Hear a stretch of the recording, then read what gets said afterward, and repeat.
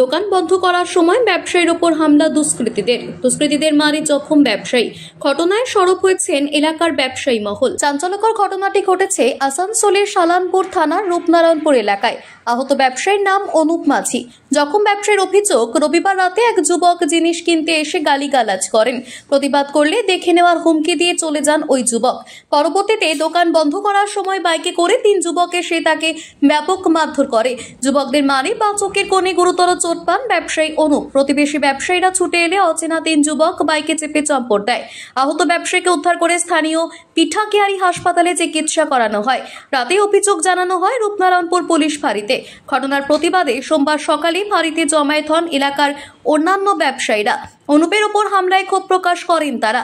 ঘটনার তদন্ত শুরু করে পুলিশ দ্রুত দুষ্কৃতীদের গ্রেফতার করুক, এমনটাই দাবি তুলেছেন ব্যবসায়ীরা। এসে ও আমাকে গ্লাস নিল, 2টো সিগারেট নিল, 15 টাকা পেমেন্ট করলো। তারপরে আবার একটা কি করলো, 6 টাকা সিগারেট নিল, দিয়ে বললো যে ফোনপে করলো। ফোনপে করার পরে ও আমার এটা বাংলাতে করা আছে, অনুবাদ করা আছে। তো বলছে বাংলা মে বতিয়া রা। তো আমি এই কথাটা শুধু বলে, এই क्या बोला रे? হ্যাঁ, বলছে क्या हुआ? बोलने से क्या हुआ? मैं गाली काहे दे रहा?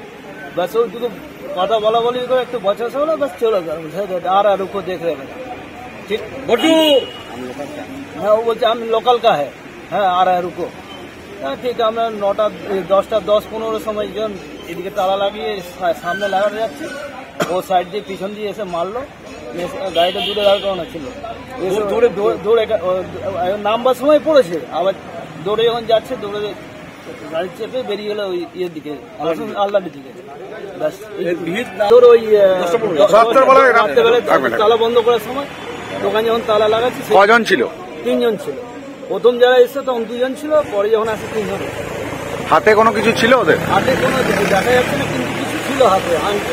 ওই দিয়ে আঘাত করে নামলো, গাড়ি থেকে দৌড়ে এসে নামলো, মেরে দৌড়ে গাড়িতে চেপে গেল।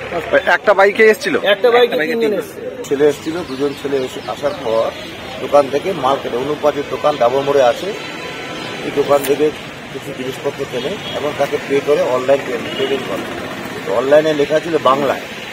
এগুলো একটা গালি দিয়ে বললো বাংলা মে লেখা হয় কা।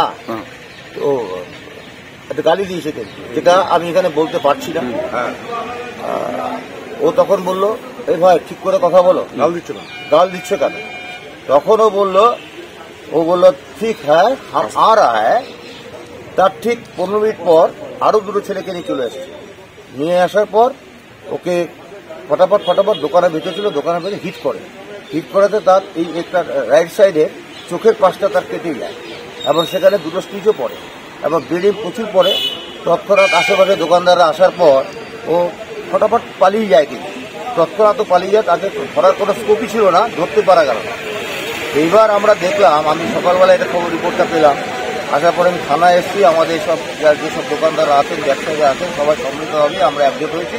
একজোট হয়ে থানায় আমরা একটা কমপ্লেন করা হয়েছে এবং কাল রাত্রেবেলায় ওকে পিঠিয়াকারিতে ফার্স্ট এড করানোর পর কাল রাত্রেবেলায় এফআইআর করা হয়েছে। তা আমরা পুলিশের পক্ষ থেকে এখনো পর্যন্ত কোনো রেজাল্ট পাইনি। আমরা বড়বাবু আসছেন, 8 ঘন্টার মধ্যে টাইম দিয়েছে, উনি আসবেন, উনি কি বলেন দেখেন। আমরা প্রশাসনিক ইয়েতেই আমরা কাজ করব।